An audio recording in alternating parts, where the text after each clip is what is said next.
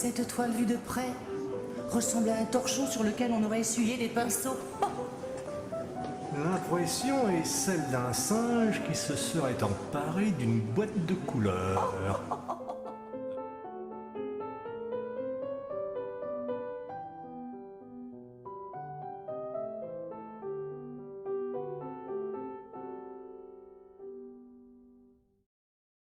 Ce que j'aime, c'est faire des choses qui n'existent, enfin improbables, voilà, exact, le mot. Quand je peins des situations, des rencontres qui ne peuvent pas exister, mais qui existent, parce que je les ai mis que je les ai faites avec mes mains. Voilà, c'est ça qui m'intéresse.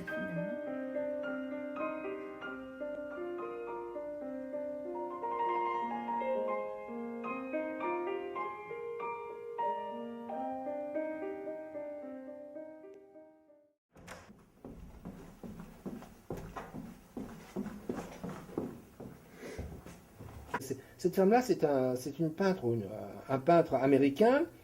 Et alors, elle me dit un jour, elle m'envoie un message par Facebook, elle me dit: oh Gérard, je veux un tableau, je veux mon portrait fait par vous parce que vraiment j'adore ce que vous faites, c'est vraiment, j'aime beaucoup. Alors moi je dis attention, parce que si vous regardez bien mes portraits, c'est vraiment très destroy, hein, je vais vous massacrer, je vais vous massacrer. Je lui dis: ah mais j'ai vu le portrait que tu fais, c'est vraiment bien, je veux ça, ok. Bon, alors on se met d'accord sur un prix, tout ça. Et je lui fais le portrait, je lui fais ça, donc, et je lui envoie ça par Facebook. Oh là là, mon Dieu, qu'elle me dit: mon Dieu, Gérard, mais ce n'est pas possible, mais ce n'est pas moi, mais regarde comment tu as fait la tête, elle est de côté, il y a un soleil, il y a la couleur de cheveux, ce n'est pas moi. Ah non, il faut corriger, il faut corriger. Ah non, moi je dis, je corrige pas, moi je corrige pas du tout. Mais il faut corriger, Gérard. Non, moi je ne corrige pas. Elle me dit: mais c'est moi qui paye, Gérard. Mais oui, mais madame, je lui dis, c'est moi qui paye. Waouh, mais Gérard, mais qu'est-ce que tu me fais là?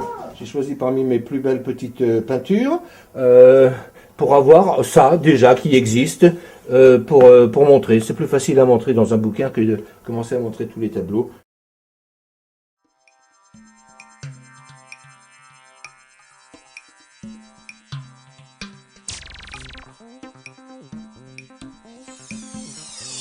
Tout à la trique. Non, mais son appareil de photo ne marche pas. Si, Je te dis. Non, mais il marche pas. Et c'est un appareil qui est identique, qui fonctionne c'est plus. exactement je cherche, C'est- je fais. Tu veux pas me croire? Non, je te crois. C'est un. Non, c'est un très. Voilà. Qu'est-ce que tu veux? Je suis très content et vive tout le monde, vive le monsieur le maire, vive la mairie, vive les femmes, et bon courage, je suis très content. Et un jour, on va faire un gala ici, et puis on va chanter. Comment elle s'appelait la ville? Comment elle s'appelait? Qui ça? Ici, la ville. Gisors. Eh bien, vive Gisors, ville d'or, vive Gisors, la ville d'or.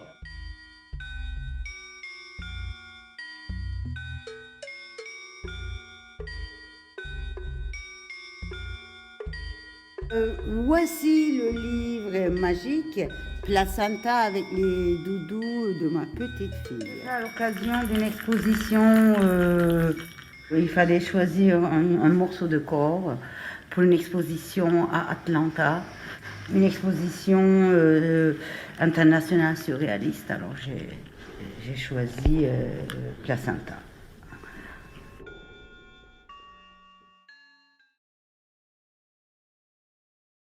Et moi, je suis un peintre de la rue. Pourquoi? Parce que ça fait 20 ans maintenant que j'expose chaque semaine dans la rue, dans le froid, dans le vent, sous la neige. Mais tout compte fait, pourquoi pas? Je rappelle que l'endroit où je suis s'appelait le marché aux navets dans les années 1900.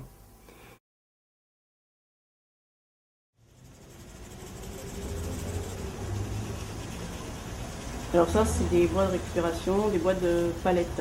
Vous voyez les quatre angles qui se situent sur les palettes de supermarché. Donc je récupère ça, j'enlève les clous. Il y a souvent 4 clous au bout et je les sculpte.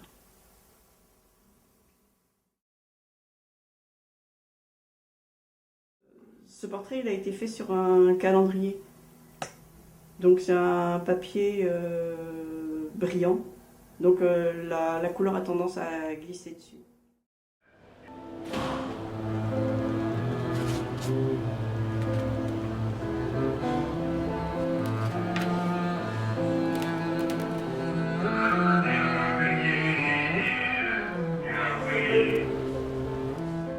Marjane sous les traits d'un clown, toujours avec l'œil sur sa fenêtre. Et cette lumière qu'il cherche toujours en lui-même. Les couleurs qui peuvent agresser un petit peu l'environnement, c'est la manière dont il peut ressentir l'agression du monde, l'agression des gens, que ce soit dans leurs émotions, dans leurs non-dits, parce que Marjane, c'est une éponge.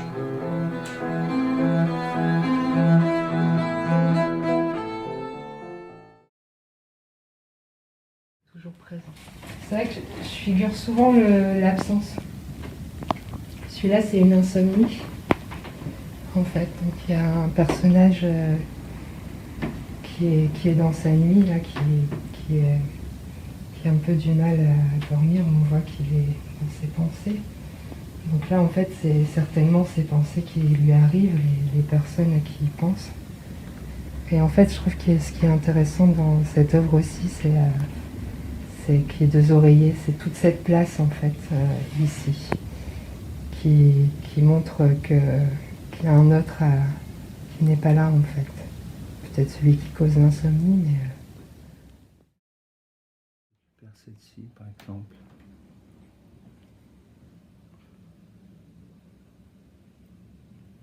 Je la redécouvre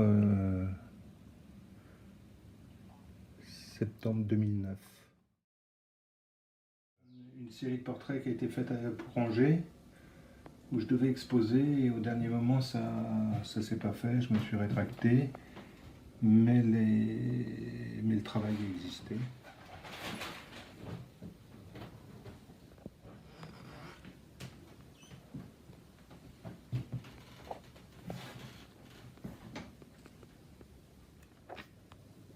Ah. Je vivais dans une petite chambre, sans télé, sans souvent d'électricité, donnant sur la lune et l'hôpital. J'ai composé ma première boîte d'allumettes. Une tête d'Africain qui souffre et qui rit. Ça ressemblait un peu à du Basquiat, mais c'était minuscule comme ma vie.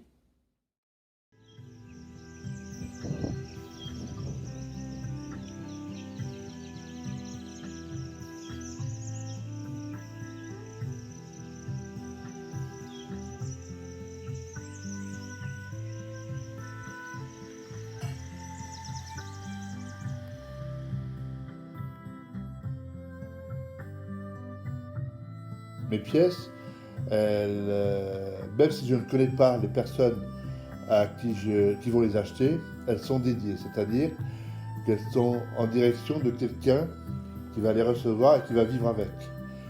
Que la personne qui est en face de moi comprenne, imagine que c'est 72 ans de boulot. C'est quelque chose qui est long. Parce que avant d'exposer quelque chose, tout le monde a une existence avant.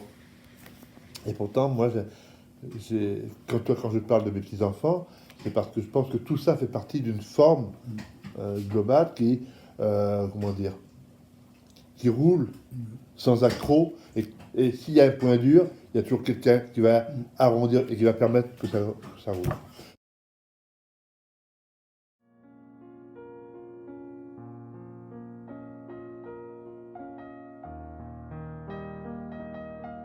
C'est un symbole très riche, les cheveux. Peigner les cheveux de quelqu'un, c'est comme si c'est une dépendance de l'autre et c'est à la fois une tendresse. Et c'est en général, c'est la mère qui peigne la petite fille. Bien, là, c'est un amour tellement tendre que ça s'approche à l'amour maternel. Pourtant, c'est un couple. Donc.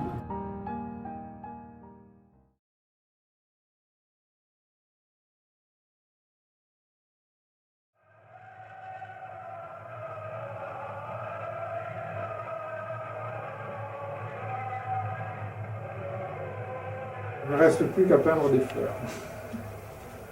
Donc c'est le poète contre les CRS. C'est daté aussi, hein, ça c'est mai 68, juillet 68. Ça. Donc c'est fait pendant les événements, sur sa presse. Son père, ce qui est drôle, c'est que son père était commandant de gendarmerie quand même. Et toute sa famille est militaire. Tous ses frères sont militaires.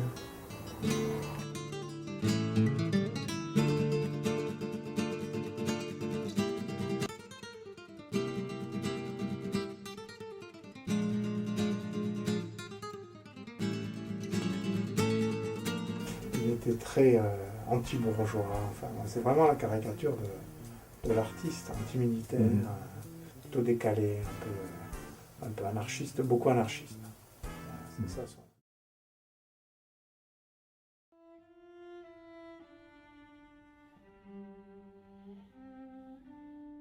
Tout l'ensemble des tableaux, des 23 tableaux, ça c'est un seul panneau, il y en a 23, qui se suivent tous. En fait, l'idée c'est de faire le tour du monde après la guerre.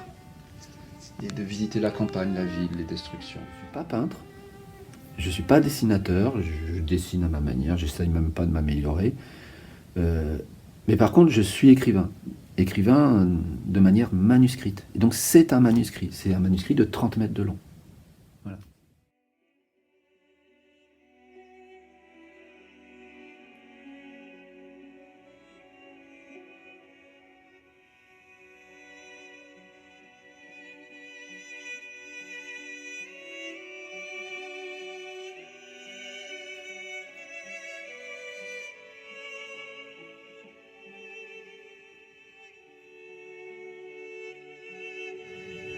D'accord pour l'art abstrait, à condition qu'on passe par là. Bah bien sûr, il faut quand même. Mais ceux qui ne savent pas faire ça, ils font tout de suite l'abstrait. Oui, c'est pas tout le monde entre guillemets pourrait faire de l'abstrait, voilà, alors que ça nécessite on a le droit une certaine d'abstraire, technique. en condition qu'on sait vraiment le faire, le concret. Je parlais d'un seul trait, sans interruption. On part là, ça continue, c'est un acrylique. Hein. Tout ça, il n'y a aucun arrêt, c'est fait d'un seul trait. Tout est dedans, hein. Tout le reste, tout ce qui manque, on le voit, tout est là. Hein, ça, c'est la ligne de force, comme la ligne de force. Regarde, tout le corps est là. Hein. Juste ce trait-là, on va le prendre. Hein.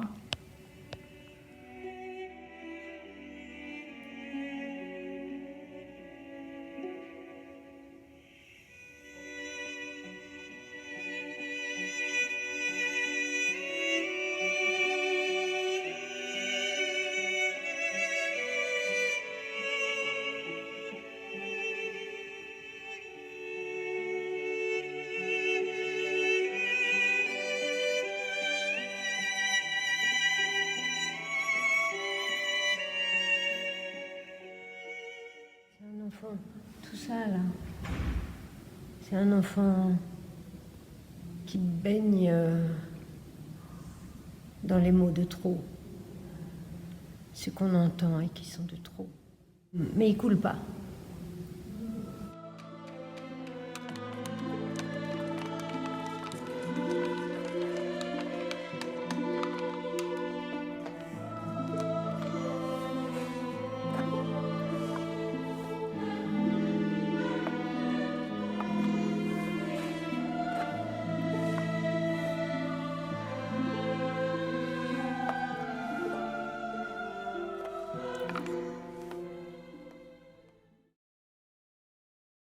Arrivé dans mon atelier, j'ai commencé à faire cette série de personnages. Mais les personnages, tous ces personnages-là, en réalité, je les sentais venir. Seulement, voilà, j'y allais comme ça, je les projetais. Mais dans une grande simplicité, il n'y a qu'un trait et puis c'est tout. Voilà. Et après, ben, c'est tout un monde. En fait, tous mes personnages, je reviens encore à dire, c'est une photographie d'une société qui est la nôtre aujourd'hui.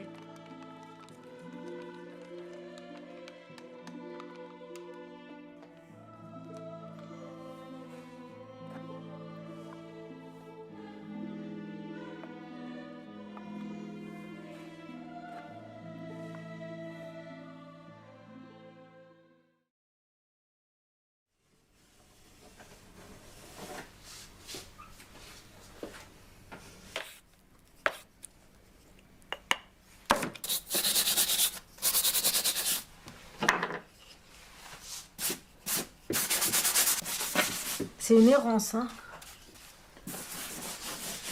C'est une errance.